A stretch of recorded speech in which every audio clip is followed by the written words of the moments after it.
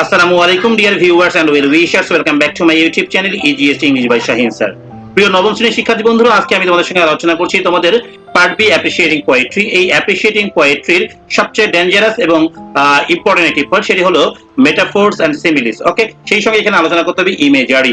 আমাদের তিনটা জিনিস আলোচনা করতে হবে, মেটাফোর, সিমিলি এন্ড ইমেজারি। এগুলো কবিতা থেকে কিভাবে আমরা আইডেন্টিফাই করব এবং কিভাবে এদের পারপাসেস গুলো লিখবো। প্রিয় শিক্ষার্থী দেখো, এখানে আমি যে কবিতাগুলো লিখেছি, এই কবিতাগুলো হচ্ছে তোমাদের বই থেকে নেওয়া নয়, তোমাদের ছোট ভাই বোনদের বই থেকে নেওয়া, অর্থাৎ 6 থেকে 8 পর্যন্ত। কারণ তোমাদের কবিতা আসবে আনসিন, এবং এই আনসিন কবিতা থেকে তোমাকে এই কাজগুলো করতে হবে। প্রিয় শিক্ষার্থী দেখো, আমি তোমাদের এখানে যতগুলো কবিতা দিয়েছি সবগুলো কিন্তু বাংলা সহ দিয়েছি। ওকে, এই বাংলা সহ কবিতা রয়েছে এখানে, সিমিলি, মেটাফর এবং ইমেজারি সুন্দর করে বোঝানো হয়েছে। তোমরা যদি এগুলো পেতে চাও, অবশ্যই তোমাদেরকে মাত্র 100 টাকা সম্মানী দিয়ে নবম শ্রেণীর সমস্ত ইংরেজি সিলেবাসে যত নোটস রয়েছে সবগুলো নোট নিতে পারবা মাত্র 100 টাকায়। আমি আবারও বলি, নবম শ্রেণীর সমস্ত নোটস, ফুল সিলেবাসের নোটস পাবে মাত্র 100 টাকায়। তোমরা যারা পেতে চাও স্ক্রিনে দেখানো নাম্বারে হোয়াটসঅ্যাপ করে ফেলো। প্রিয় শিক্ষার্থী, চলো কথা না বলে চলো যে মূল পর্বে। তবে মূল পর্বে যাওয়ার আগে তোমরা যারা এখন পর্যন্ত আমার চ্যানেলকে সাবস্ক্রাইব করনি, ঝটপট সাবস্ক্রাইব করে ফেলো।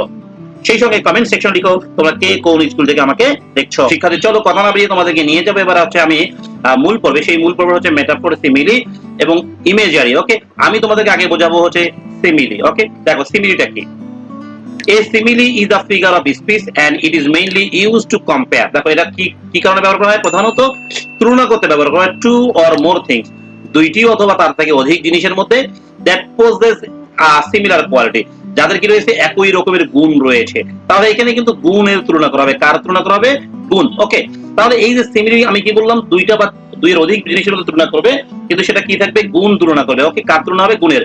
আর এই তুলনাটা হবে অ্যাজ এবং লাইক দিয়ে। কি বলো দেখি? অ্যাজ এবং লাইক। তাহলে মনে রাখবা সিমিলিতে অবশ্যই কি থাকবে? অ্যাজ এবং লাইক থাকবে। যেমন আমি সহজ উদাহরণ যদি দেখি এখানে, his shirt is as white as snow. Snow মানে কিন্তু তুষার বা বরফ, তাই না? আর হোয়াইট মানে সাদা। তাহলে এই সাদার যে গুণটা রয়েছে, সাদা, সেটার সঙ্গে কার গুণের সঙ্গে তুলনা করলো? বরফের বা স্নোর। ওকে, আওয়ার ফ্রিডম ফাইটার্স ফট লাইক লায়ন্স। দেখো, আমাদের মুক্তিযোদ্ধাদেরকে কার সঙ্গে তুলনা করা হয়েছে? লায়ন্সদের সঙ্গে তুলনা করা হয়েছে। কার সঙ্গে? লায়ন্সদের সঙ্গে। এখন আমরা যদি বলি হি ইজ লাইক লায়ন্স, তাকে তুলনা করা হলো কার সঙ্গে? লায়নের সঙ্গে। বুঝতে পারছো? তাহলে যে বাক্যে অ্যাজ থাকবে এবং লাইক থাকবে, সেই বাক্যে আমরা কি খুঁজে পাবো? সিমিলি খুঁজে পাবো। আশা করছি তোমরা এটা বুঝে গেছো সিমিলি। তাহলে আবারও বলি, সিমিলি দুই বা দুইয়ের অধিক জিনিসের মধ্যে তুলনা হবে, কিন্তু এই তুলনাটা হবে কিসের মধ্যে? তাদের গুণের তুলনা। কিসের তুলনা? গুণের। এবং এখানে কি ব্যবহার করা হবে? অ্যাজ এবং লাইক। প্রিয় শিক্ষার্থী, তোমরা এটা পেয়ে যাবে তোমাদের অষ্টম শ্রেণীর 7 এবং 8 নম্বর পৃষ্ঠায়। ওকে, এবার আমরা যাবো হচ্ছে মেটাফর এবং ইমেজারি বুঝতে। এবার আমরা বুঝবো মেটাফর। আচ্ছা চলো, এই মেটাফর তোমাদের নবম শ্রেণীর বই থেকে আমি বোঝাবো। এই চলে যাব ক্লাস 9 এর বই, এই যে চলে আসলাম। এখানে সিমিলি ছিল, কিন্তু সিমিলিটা আমি এখানে না বুঝিয়ে এই যে বই থেকে বুঝালাম। এইবার আমি তোমাদেরকে দেখাবো হচ্ছে মেটাফর। এই যে চলে এসেছে মেটাফর। ওকে, দেখো metaphor is a powerful tool in a language. বলা হচ্ছে একটা ভাষার ক্ষেত্রে মেটাফর একটা পাওয়ারফুল টুল। ওকে, এই মেটাফর মানে কি বলো দেখি? এগুলো মানে হচ্ছে রূপক, উপমা এগুলো। হ্যাঁ, and can help learners better understand complex ideas. মানে এটার মাধ্যমে কি তুমি জটিল আইডিয়াগুলো বুঝতে পারবে, আর এক্সপ্রেস দেমসেলভস মোর ক্রিয়েটিভলি, এবং সেটাকে তুমি কি আরো ক্রিয়েটিভলি ভাবে প্রকাশ করতে পারবো। এইখানে দেখো সংজ্ঞাটা হলো এইখানে থেকে শুরু।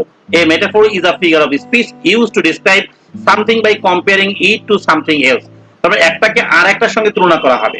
কি করা হবে? একটাকে আর একটার সঙ্গে তুলনা করা হবে। কিন্তু এখানে মজার বিষয় হচ্ছে কি, লাইক আর অ্যাজ থাকবে না। কি থাকবে না? লাইক এবং অ্যাজ এর কোনো ব্যবহার হবে না। তাহলে এটাও তুলনা, এটাও তুলনা। তবে এখানে আরেকটা মজার বিষয় বলে রাখি, এই তুলনা কিন্তু ডাইরেক্ট তুলনা। কি তুলনা? ডাইরেক্ট তুলনা। যদি আমি এখানে একটা উদাহরণ বলি তোমাদের জন্য সহজ হবে, আমি একটা উদাহরণ দিচ্ছি। দেখো, দেখলাম হি ইজ আ লায়ন। ওকে, এইখানে দেখো এটাও কিন্তু একটা তুলনা, তাই না? তাকে লায়নের সঙ্গে তুলনা করা হলো। এখানে তুলনা করা হয়েছে কি? ডাইরেক্ট তুলনা। কি তুলনা বলতে কি? ডাইরেক্ট তুলনা। তাহলে যেগুলোতে ডাইরেক্ট তুলনা হবে সেটাকে আমরা বলবো মেটাফর। আর যেটাতে ডাইরেক্ট তুলনা হবে কিন্তু ব্যবহার করা হবে কি? অ্যাজ বা লাইক, সেটা হবে কি বলো দেখি? সিমিলি। তবে সিমিলিতে গুণের তুলনা হবে। কার তুলনা হবে? গুণের। এবার দেখো এক্সাম্পল এখানে এনারা দিয়েছে, লাইফ ইজ আ জার্নি। বলা হচ্ছে জীবন একটা জার্নি। তাহলে এখানে জীবনটাকে কার সঙ্গে তুলনা করা হলো? জার্নির সঙ্গে তুলনা করা হলো। কি ক্লিয়ার? বুঝতে পেরেছো? আচ্ছা, তাহলে আমরা এটা কি করব? প্রতিটা কবিতা থেকে খুঁজে বের করার চেষ্টা করব। আমরা এটা নিঃসন্দেহে পেয়ে যাব। ওকে, তাহলে কবিতা থেকে যদি এটা খুঁজে পেতে হয়, তাহলে অবশ্যই আমাকে কবিতাগুলো বুঝতে হবে। না বুঝলে কিন্তু কখনোই আমরা অ্যান্সার করতে পারবো না। এখানে দেখো, he has a heart of stone. কি আছে বলতে কি? He has a heart of stone. তার হৃদয়টা কেমন বলো দেখি? পাথরের, তাহলে তার হৃদয়কে কার সঙ্গে তুলনা করা হয়েছে? পাথরের সঙ্গে তুলনা করা হয়েছে। তাহলে ডাইরেক্ট একটা তুলনা করা হয়েছে এবং এখানে অ্যাজ বা লাইক ব্যবহার করা হয়নি। প্রিয় শিক্ষার্থী, আশা করছি তোমরা বুঝতে পেরেছো সিমিলি এবং মেটাফর প্রায় কাছাকাছি, কিন্তু পার্থক্যটা হচ্ছে কোথায়? অ্যাজ এবং লাইকের ব্যবহার হবে না। প্রিয় শিক্ষার্থী, এবার আমরা দেখবো হচ্ছে ইমেজারি। ওকে, আমি এগুলো তোমাদের সব বোঝাচ্ছি হচ্ছে তোমাদের নবম শ্রেণীর 111 পৃষ্ঠা থেকে। ওকে, 111 এবং 112 পৃষ্ঠায়। এইবার দেখো আমি তোমাদেরকে বোঝাচ্ছি ইমেজারি। ওকে, এই মনে রাখবে ইমেজারিটা কি। হ্যাঁ, ইমেজারি হলো কল্পচিত্র বা চিত্রকল্প, যেটাকে আমরা বলি। ওকে, দেখো সহজেই বলা যায় imagery is a language used by poets, novelists and other writers to create image in the minds of the readers through their senses. দেখো তাহলে ইমেজারিটা কি? ইমেজারি হচ্ছে এমন একটা জিনিস যেটা কবি বা লেখক বা নাট্যকার পাঠকের মনে চিত্র তৈরি করতে পারে সেন্সেস দিয়ে। প্রিয় শিক্ষার্থী, সেন্সেস গুলো কি? আমরা যেটাকে বাংলায় বলি পঞ্চ ইন্দ্রিয়, তাই না? আমাদের এই পঞ্চ ইন্দ্রিয় দেখো আমি দাগিয়েছি সাইট মানে আমাদের চক্ষু, ওকে, যেটা আমরা দৃশ্য, হিয়ারিং শোনা, ওকে, স্মেল গন্ধ, টেস্ট স্বাদ, আর টাচ হলো ছোঁয়া, তাই অনুভূতি, তাই না? এইগুলোর মাধ্যমে যেগুলো করা যাবে সেটাকে আমরা কি বলবো বলো দেখি? বলবো হচ্ছে ইমেজারি। তার মানে আমরা যদি এরকম বলি আমাদের ছোট নদী চলে বাঁকে বাঁকে, এই কথাটা যখন বলবো আমাদের নদীর একটা সিনারি কিন্তু আমাদের চোখে বা মনের উপরে ভেসে ওঠে। তাহলে এটাকে বলবো আমরা কি? Senses of sight. ওকে, আচ্ছা, আবার যদি কথা বলি কিচিমিচি করে সে তার শালিকের ঝাঁক, তাই না? এখানে কিন্তু ওই যে কিচিমিচিটা হচ্ছে কি বলো দেখি? হিয়ারিং।